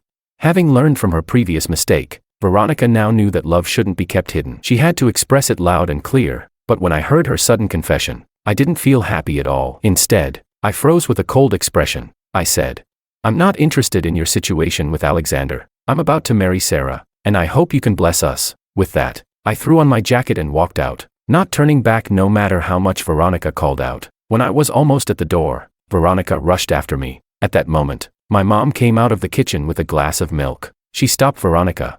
"Veronica, let's have a talk." Hearing this, Veronica paused and obediently followed my mom to sit down by the floor-to-ceiling windows, where the soft, warm sunlight of the morning bathed them. My mom, always direct, looked at Veronica and asked, "Veronica, do you like Daniel?" Veronica didn't try to hide anything. She confidently nodded and admitted, "Yes, I like Daniel." Upon hearing this, my mom's expression grew complicated. She frowned and asked, "But I heard you were already engaged a couple of days ago. Daniel and Sarah are about to get married. So what exactly do you mean by saying this now?" Veronica bit her lip, paused for a moment, and then said firmly, "Auntie, my engagement with Alexander was a misunderstanding. I'll find a chance to explain it properly. Daniel and Sarah don't have any real feelings for each other, and they can't get married. Daniel's wife can only be me." Chapter 16. My mom, who always had a good temper, was also angered by this. She slammed the table and said, "Outrageous. Do you think my son is someone you can summon at will, and cast aside just as easily? My son and Sarah are very close right now, so if you have any sense, you'd better leave for North City right away." Veronica, however, wasn't intimidated by my mom's outburst. Instead, she smiled. She stood up and politely spoke. "Auntie, I don't mean any harm. I just want to pursue my own love. If, as you say, they're deeply in love, then there's no need for you to worry about me, right?" With that, Veronica turned and walked away. She had made up her mind. This time, she would not back down. She would boldly express her love for me. Veronica couldn't lose me. We were childhood sweethearts, the couple everyone envied. In the end, we would definitely be together. Just as she stepped out the door, Veronica's phone rang. It was Alexander calling. As soon as she picked up, Alexander's urgent voice came through. "Veronica, can you help me, please? The loan sharks have come to my door, and they said if I don't pay up, they'll cut off my hands. Please, remember all the times I've helped you. Give me 500,000, will you?" Veronica frowned when she heard this. "Didn't I already give you 1 million? Did you spend it all already?" Alexander coughed, saying, "It's my fault. I got carried away and gambled again. I swear, this is the last time." Veronica's mood soured, and she snapped, "That's your problem, not mine. I'm not your ATM, so don't come to me for money. Also, Daniel leaving has everything to do with you. Don't think I don't know about your little tricks.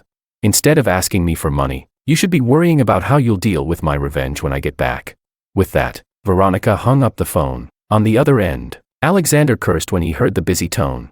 "Ugh, this brainless love fool. Who does she think she is to talk to me like that? I'll make her pay for this." As soon as he finished speaking, a few loan sharks standing nearby shot him a menacing glance. "Oh, so you owe money and you're still acting tough? Who are you planning to make pay?" Alexander quickly kneeled down and begged for mercy. "Brothers, I was wrong. I wasn't talking about you." The loan shark sneered, grabbed a fruit knife, and waved it menacingly at Alexander's face, shouting, "Where's the money? I'm not listening to your excuses. Pay up." Unable to pay, Alexander was beaten badly, spitting blood before they finally let him go. That evening, Sarah texted me saying she was at the office, so I waited downstairs for her to finish work. After everyone else had left the company, Sarah finally walked out, holding a stack of files. She had just started taking over the company and still had a lot to learn, so she had to bring a ton of paperwork home to study. When she saw me, she immediately smiled brightly. She asked, "What are you doing here?" I walked up, naturally taking the files from her hands and holding her hand with my other, gently saying, "As your boyfriend, it's perfectly normal for me to pick you up from work." Upon hearing this, Sarah's eyes lit up. She asked, "Does this mean you're accepting me?"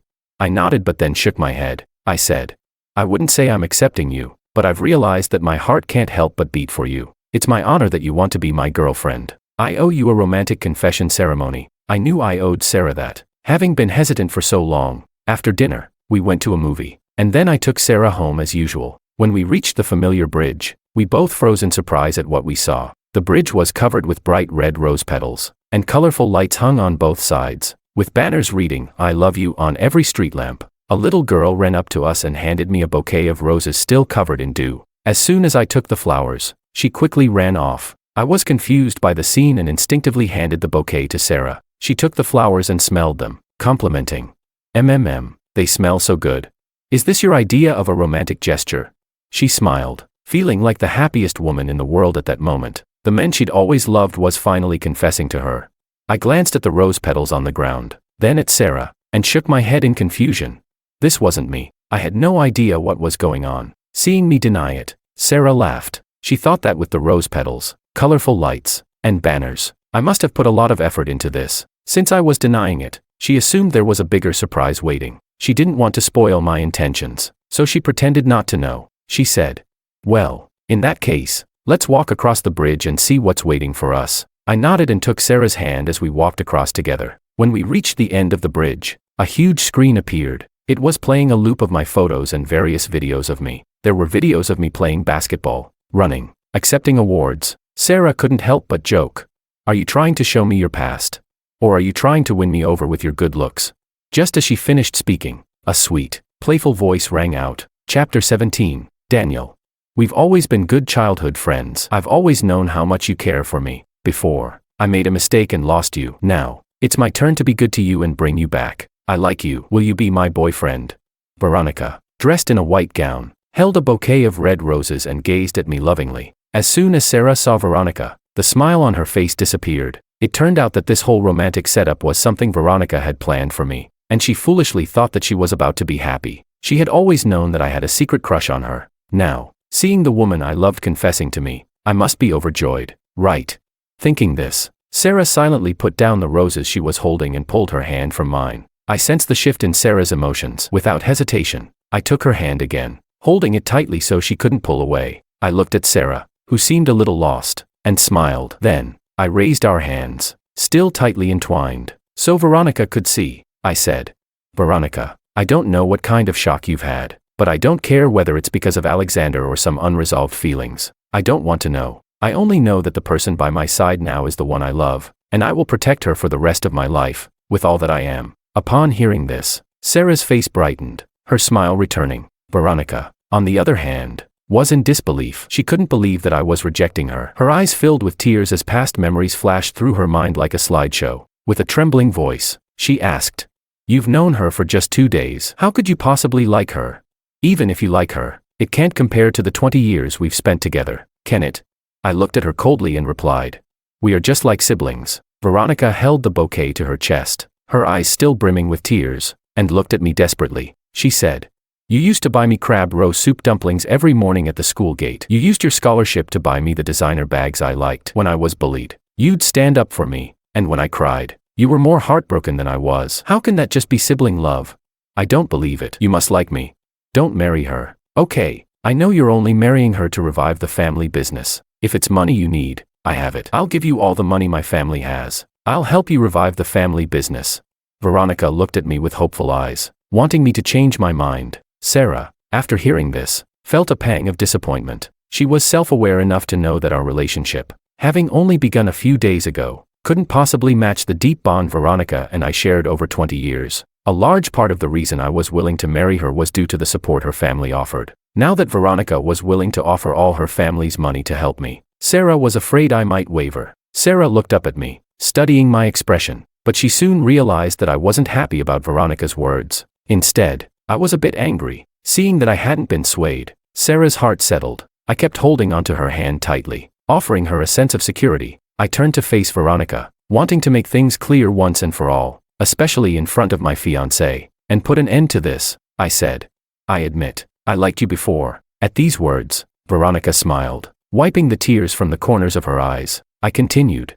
But ever since you got a boyfriend, I've completely given up. That one sentence was like a final blow, pulling Veronica into the depths of despair. She shook her head, wanting to explain. No, it's not like that. My relationship with Alexander isn't real. We're just. Before she could finish, I interrupted her. I've said it already. I'm not interested in your relationship. Veronica, why do you think I still like you now? All you've mentioned is how good I've been to you, all the things I've done for you, but what have you given me? What is there about you that's worthy of my love? My words were cold and harsh, and Veronica broke down in tears. She opened her mouth to explain, but as the words were on the tip of her tongue, she realized that perhaps, as I said, it was true. For all these years, she had only enjoyed my kindness. She was willful, spoiled, and hot-tempered, causing trouble wherever she went. In the end, it was always me who cleaned up her mess, solved all her problems, and she, it seemed, had only ever been a source of trouble, never bringing anything positive into my life. She really didn't deserve my love. Chapter 18. Veronica soon realized the truth and stopped speaking. She looked at the hands of Sarah and me, tightly intertwined, and whispered, "Brother, I wish you happiness." With that, the roses she was holding fell to the ground, and she resolutely turned away. Despite the pain in her heart, she didn't look back. She was afraid she might not be able to stop herself and might try to take me away. Sarah bent down, picked up the roses, and handed them to me. In a soft voice, she said, "This bouquet was meant for you anyway. Take it." I lowered my head and gazed at Sarah, who was always smiling, and a pang of tenderness filled my heart. I pulled Sarah into my arms, gently saying, "Sarah, you're my fiancée. You don't have to be so understanding. You can get jealous. You can question me. I want to give you a sense of security." Upon hearing this, Sarah started to cry. She grasped my arm, sobbing as she said, I'm afraid that one day you might suddenly not want me anymore." I gently patted her back, comforting her. "It won't happen. Trust me. Now that I've chosen you, I'll always take care of you." I comforted Sarah for as long as she cried. I didn't know how long it passed, but eventually, through her sobs, Sarah fell asleep in my arms. With a soft smile, I gently picked her up and carried her home. I used Sarah's fingerprint to unlock the door, then carried her to the bedroom. After covering her with a blanket, I saw that she was sleeping soundly, and only then did I quietly leave. I hadn't realized that Sarah lived alone. She seemed so delicate and fragile. It was hard to imagine that she could take care of herself. What I didn't know was that although Sarah came from a good family, she had never received love from her parents. Not long ago, she had defied her parents' objections and insisted on being with me, which angered her father and mother. As a result, they had kicked her out, and she had to live on her own. When I returned home, I was surprised to find my mother sitting upright in the living room, waiting for me. I asked, "Mom, what's going on?" I had a bad feeling in my heart, as though something was about to happen. My mother looked at me seriously, her tone urgent as she said, "You and Sarah need to get married soon." She had noticed something off about Veronica recently, and after this morning's events, she was worried that delays might lead to more trouble. I lowered my head, deep in thought. I felt that Sarah didn't have a strong sense of security right now. Perhaps a romantic wedding would be more effective than any flirtatious words. With that thought, I nodded. Sarah had been busy with company matters and hadn't had much time to spend with me, so I focused on preparing a surprise for her. By 6 p.m., I went to pick Sarah up from work, and we had dinner, took a walk, and chatted. A month later, after Sarah's work had calmed down, it was just in time for the weekend. I secretly took Sarah to an open grassy area, covering her eyes the entire way, making her heart race with excitement. Once we stopped, Sarah softly asked, "Are we there yet?" I smiled and responded, "Yes, open your eyes." Sarah obediently opened her eyes, and before her stood a vast sea of ice blue roses. Beneath her feet was a red carpet leading toward a flower path. Fireworks lit up the sky, spelling out, "Sarah, I love you," in brilliant colors. My voice echoed in Sarah's ear as I said, "Sarah, I can't deny it. My heart beats for you. You might find it hard to believe that I love you so quickly, but I just want to say, love happens in an instant. Just like many years ago, you fell in love with me because of a single glance in a narrow alley, and I, on the night of September 10th at 11 o'clock, fell in love with you because of a single kiss." I looked at Sarah with deep affection, sincere and resolute, and said, "Sarah, will you marry me?" The gentle breeze by the river, the dazzling fireworks reflecting in the water, my vow resonating in her ears, it felt like a dream. Sarah, overjoyed, covered her face with her hands and quickly nodded. She said, "I do."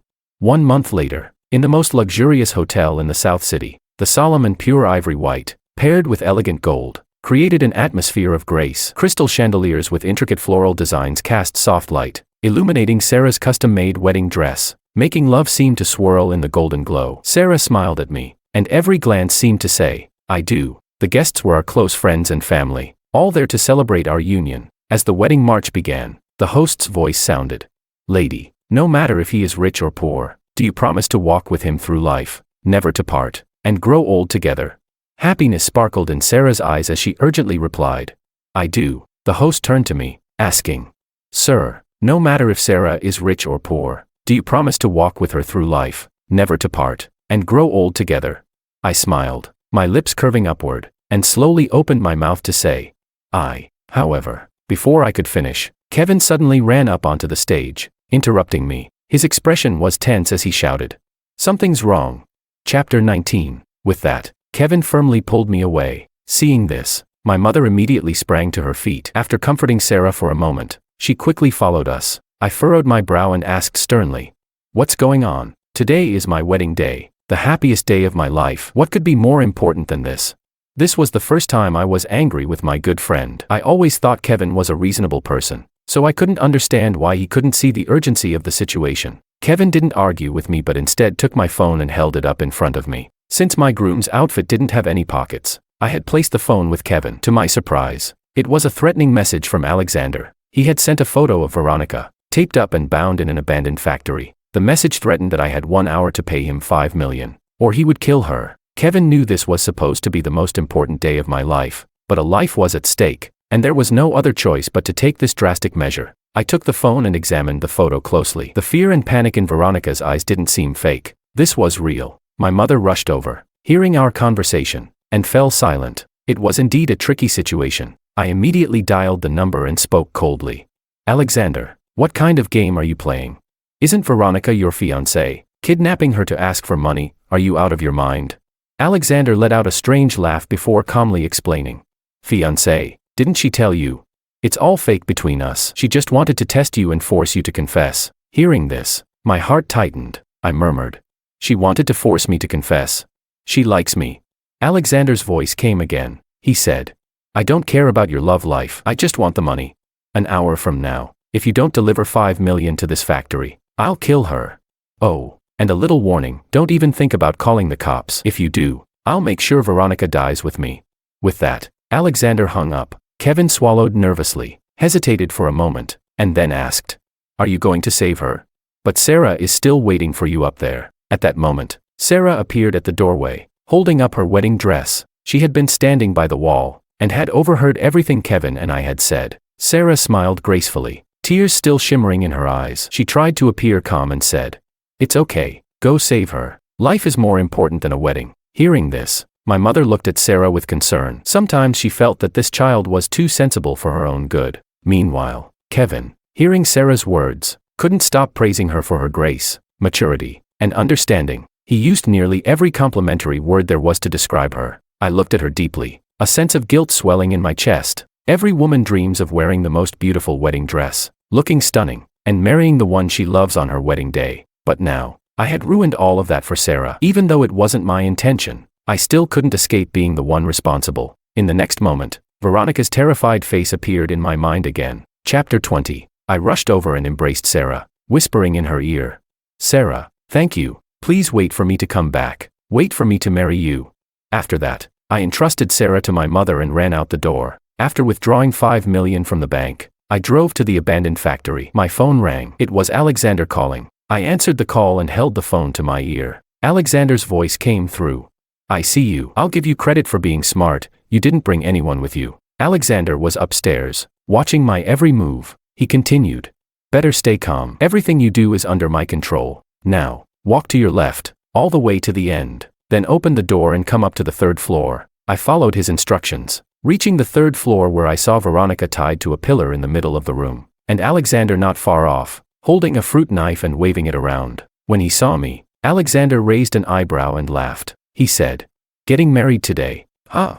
Looking so formal, I glared at him, not wanting to say another word, and tossed the money toward him. "I've brought the money. Now, release her." Hearing this, Alexander cautiously approached the money bag, checked it over, and, seeing there was no trick, nodded. He said, You can take her, but not right now. If I let you go first, and you immediately call the cops on me, that would be a big problem.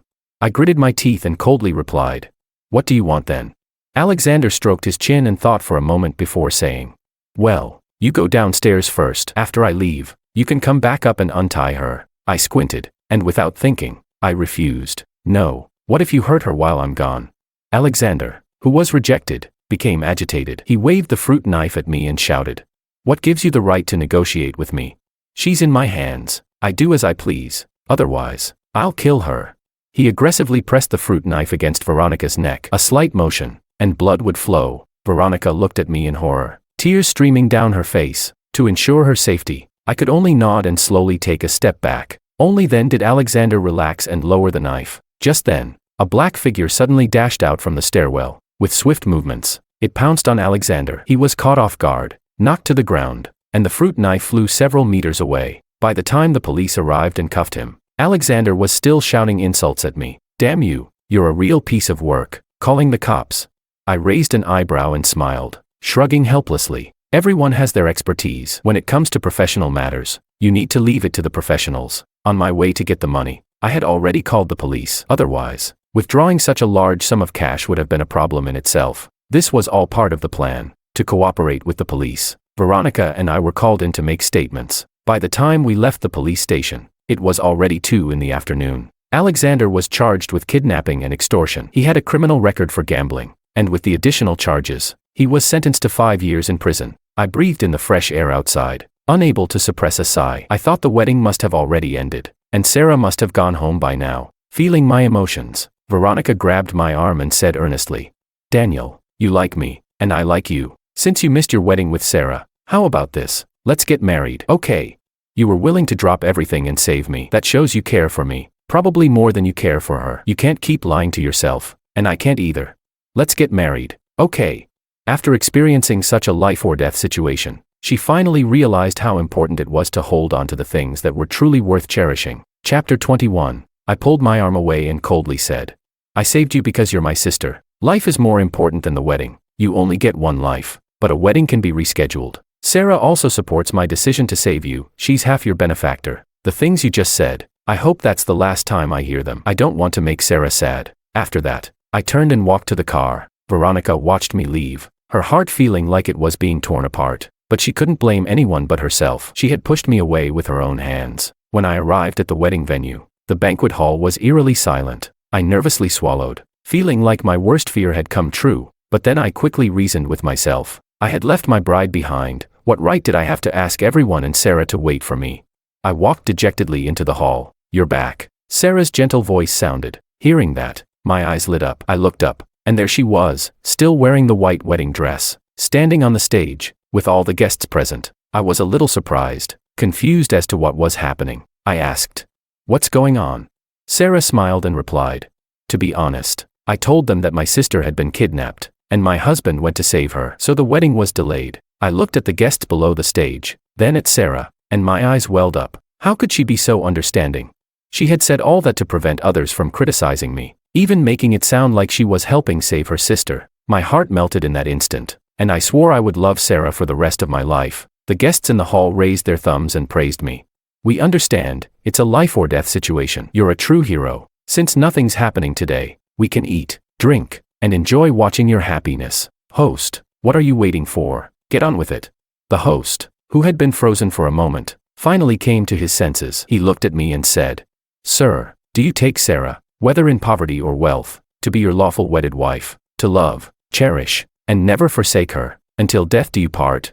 I took Sarah's hand and nodded seriously. "I do."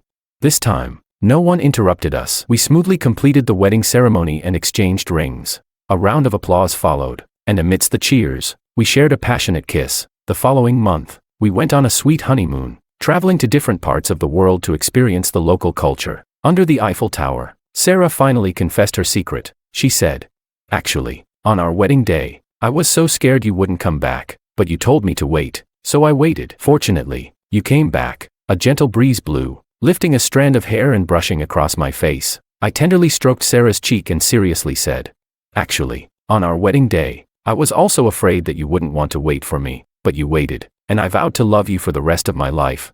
With that, we exchanged a smile and embraced each other. After the honeymoon ended, we returned to our normal lives. Sarah had just taken over the family business and was still learning the ropes. She had secretly married me without informing her parents, which infuriated them. They looked down on my family's company, which was on the brink of bankruptcy, and because Sarah insisted on marrying me, she faced constant pressure from some old stubborn employees. When I found out, my heart ached, and I hugged her tightly, promising that I would build the law family business into the strongest it could be, so her parents would see that their daughter had made the right choice. 6 months later, Veronica returned to the northern city, but she was lost and disoriented. Lou's mother was also worried, but since it involved young love, there was little she could say. Instead, she sent Veronica a large sum of money and suggested she take a trip to clear her mind. Veronica aimlessly drove through different cities, unable to find any place that made her want to stay longer than a day. She visited various tourist spots, checking in like it was a task, sending photos to Lou's mother to reassure her. She realized that I had been right all along. She had become accustomed to demanding things, proud and rude,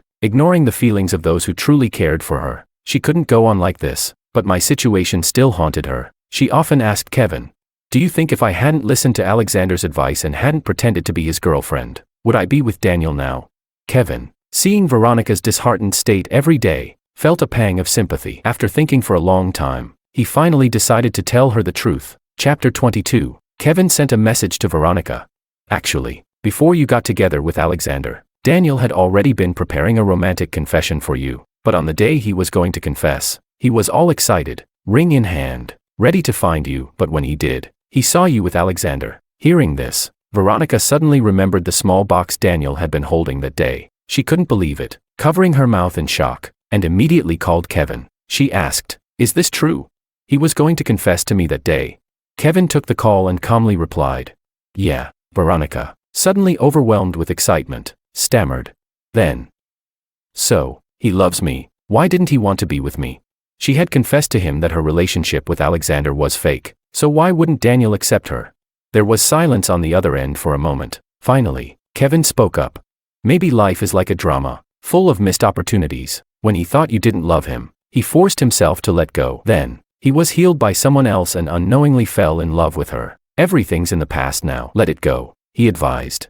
"He's found someone who loves him more. You should wish him happiness." On the other end of the phone, Veronica's crying could be heard. She regretted what she had done, and at the same time, she wondered if Daniel and she had really been together. Maybe she wouldn't have been as happy as she was now. In terms of being a good wife, she knew she was no match for Sarah. After going through all these events, Veronica had grown a lot. After returning to the northern city, she learned to cook a few dishes from Lou's mother. She didn't want to be someone who only took from others. She also wanted to try and bring warmth to the people she loved. When Lou's mother came home and saw her daughter cooking, her smile nearly reached her ears. Veronica smiled and sat her mother down, serving her a few dishes. She said, "Mom, try this." Lou's mother eagerly picked up her chopsticks, tasted the food, and gave a thumbs up, praising, delicious.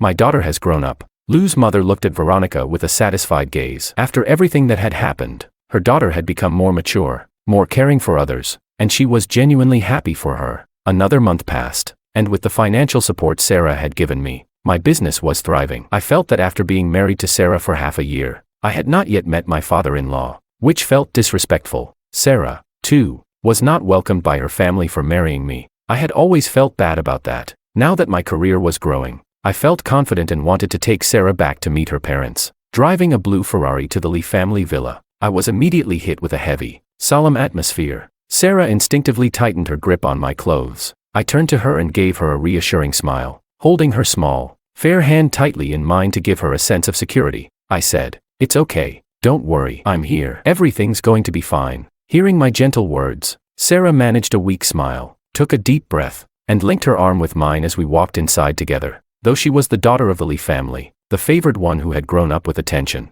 Sarah never liked this identity. The pressure of being the heir of the Lee family was immense. She had to learn all kinds of formalities. Every action had to be precise, as if measured with a ruler. She had to learn various talents: piano, guzheng, Chinese dance. Her parents demanded perfection in everything, and if she didn't do her best, she would be punished by not being allowed to eat for a day. Over time, Sarah began to feel that this so-called home was suffocating, nowhere near as happy as when she had been attending high school in the northern city. As we entered, we saw Mr. and Mrs. Lee sitting at the dinner table, eating quietly. with 4 nannies standing nearby, refilling their wine glasses. Dad, Mom, Sarah and I stood at the door for a long time, but they didn't acknowledge us. Sarah's face turned pale, and she pulled my hand, ready to turn and leave. She had already told them she would be coming back with me, but they still ignored us. Since they didn't show any respect, she felt there was no need to keep up appearances. Just as Sarah took a step toward leaving, I grabbed her hand and pulled her back. Chapter 23. I looked at Mr. and Mrs. Lee and raised my voice. I know you've never wanted to acknowledge me as your son-in-law because our law family's business is on the verge of bankruptcy. You think I'm not good enough for your precious daughter. Upon hearing this, Mr. and Mrs. Lee stopped eating and put down their chopsticks. They coldly stared at me. Mr. Lee spoke first. That's right, but our silly daughter is determined to be with you. Does that mean, just because we don't approve of you, you're going to give her back to us?